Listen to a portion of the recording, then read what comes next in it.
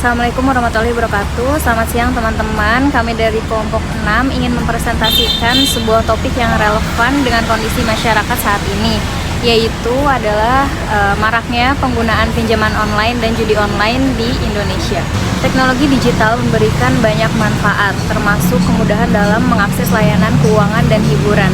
Namun di balik kemudahan itu juga terdapat sisi gelap yang harus kita cermati. Faktanya dari data 2024 menunjukkan bahwa nilai penyaluran pinjaman online itu mencapai 874,5 triliun dengan 129 juta pengguna.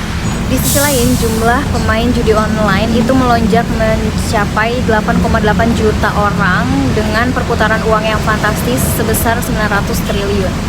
Angka-angka ini mengungkap betapa besar dampak fenomena ini terhadap masyarakat. Dampaknya adalah banyak yang terjebak dalam lingkaran utang akibat bunga yang terlalu tinggi dari pinjaman online, dan untuk dampak dari judi online ini adalah kehancuran finansial, itu seperti konflik keluarga, bahkan depresi. Nah, melalui presentasi ini kami akan membahas 3 poin utama. Yang pertama itu adalah faktor-faktor yang mempengaruhi meningkatnya fenomena ini, dan yang kedua apa saja sih dampak yang akan terjadi terhadap masyarakat, dan yang ketiga adalah strategi apa yang bisa diambil untuk mengurangi dampak dari fenomena ini. Baik, untuk yang pertama, mari kita mulai dengan faktor-faktor yang menyebabkan maraknya atau meningkatnya penggunaan pinjaman online dan juga judi online. Yang pertama adalah kemudahan akses. Teknologi digital yang memungkinkan siapa saja untuk mengakses platform ini hanya dengan ponsel dan juga koneksi internet, serta dengan proses yang cepat dan juga dengan syarat yang tidak rumit, membuat banyak orang tergiur untuk mencoba pinjaman online dan juga judi online. Yang kedua adalah kebutuhan ekonomi. Pandemi COVID-19 meninggalkan dampak yang sangat besar terhadap perekonomian masyarakat, khususnya untuk masyarakat Indonesia. Banyak sekali orang yang kehilangan pekerjaannya, serta kesulitan untuk memenuhi kebutuhan sehari-hari.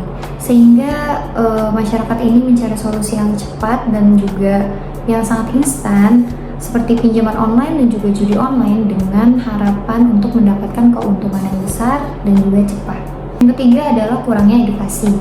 Rendahnya pemahaman masyarakat tentang resiko layanan ini, resiko dari pinjaman online dan juga judi online, membuat banyak orang mengambil keputusan tanpa mempertimbangkan atau memikirkan secara matang apa saja resiko yang akan mereka hadapi. Pinjaman online seringkali memiliki bunga yang sangat tinggi, sementara untuk judi online dirancang untuk menguntungkan penyelenggara, bukan pemain. Yang keempat adalah minimnya regulasi. Meskipun pemerintah telah melarang judi online dan mengatur pinjaman online, tetapi masih banyak platform ilegal yang tetap beroperasional tanpa pengawasan dari pemerintah.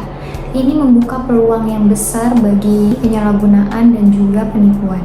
Yang terakhir adalah promosi agresif. Banyak sekali platform yang memanfaatkan media sosial untuk mempromosikan atau mengiklankan layanan mereka dengan sangat menarik, menggunakan janji keuntungan yang besar dan juga bonus yang besar untuk menarik perhatian masyarakat menggunakan platform tersebut. Selanjutnya adalah dampak dari fenomena ini. Dampak dari fenomena ini itu sangat serius, baik secara ekonomi, sosial maupun psikologis. Secara ekonomi, pinjaman online seringkali menyebabkan lingkaran utang akibat bunga yang tinggi. Begitu pula dengan judi online yang sering mengakibatkan kerugian besar, bahkan sampai kebangkrutan. Lalu secara sosial, konflik keluarga menjadi dampak yang sangat nyata. Ketika seseorang terjerat utang atau kecanduan judi, mereka seringkali menjadi korban utama dari tekanan finansial maupun emosional yang muncul. Lalu ada dari sisi psikologis, yaitu munculnya stres, kecemasan, depresi, adalah dampak yang umum yang dirasakan bagi mereka yang gagal mengelola utang dan menghadapi kerugian besar dari judi online. Bahkan beberapa kasus berakhir tragis dengan bunuh diri akibat tekanan yang tak tertahankan. Ini saya akan menjelaskan slide tentang studi kasus. Fenomena ini bisa kita lihat lebih jelas melalui beberapa studi kasus. Yang pertama, lonjakan penggunaan pinjaman online di kalangan anak muda. Data menunjukkan lebih dari 2,6 juta anak muda mengalami kesulitan melunasi hutang pinjaman online. Mereka tergiur oleh kemudahan akses, tetapi kemudian terjebak dalam jeratan bunga tinggi dan denda yang terus bertambah. Di sini juga ada dampak dari pinjaman online Yang pertama itu dari segi ekonomi, mereka akan masuk ke dalam lingkaran hutang serta beban finansial. Yang kedua dari segi psikolog, itu ada stres, kecemasan, hingga bunuh diri. Selanjutnya dari segi sosial, stigma negatif terhadap anak muda. Di slide selanjutnya kita akan menjelaskan tentang studi kasus judi online.